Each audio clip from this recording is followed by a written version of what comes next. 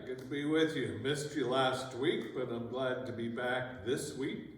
Just a quick announcement. This coming weekend for both Saturday and Sunday service, we'll be celebrating All Saints Day.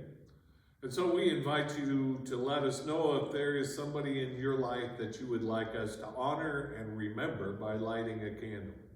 So just call the church office, talk to Bree, and we'd be happy to add their name. But we do need to know soon, so I'd invite you to call today or tomorrow to let us know of any names.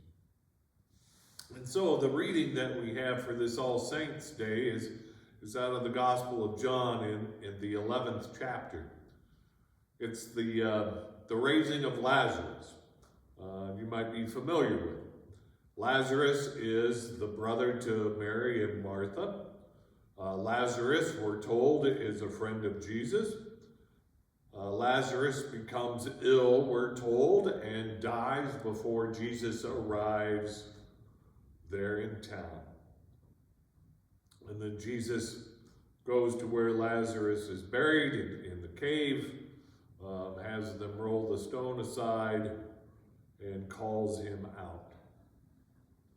When Jesus arrives at Mary and Martha's in town,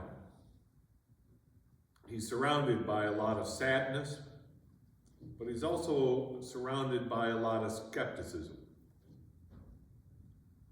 He's surrounded by people who doubt. He's surrounded by people who accept death as a way of life.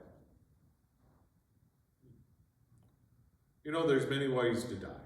And when we read biblical stories about death, it doesn't necessarily mean a loss of breath. It doesn't mean that your heart has stopped. It doesn't necessarily mean that you're gone and buried. There's lots of ways to die in this world. To lose your purpose and your meaning. To lose your way.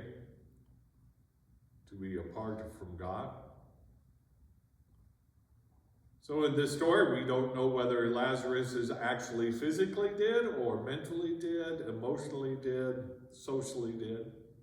But this was what we do know in this story. That in the presence of Jesus, there is always life. That in the presence of Christ, there's always abundance. There's always compassion. There's always mercy. What we find in this world in which we live, in which there is sadness and skepticism all around us, in which we're in a world in which finds death a way of life. Those who call Jesus a friend will always find life. And that life abundant is available here now. That care and compassion, that grace is available here now.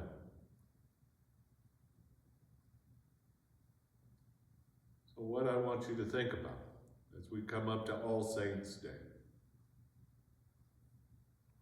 is, how do you witness to this world the power of life over the power of death? How do you witness to this world that light and life are the keys? And have you found it? Have you heard your name being called out of that cave? I certainly have. We'll see you soon. Peace.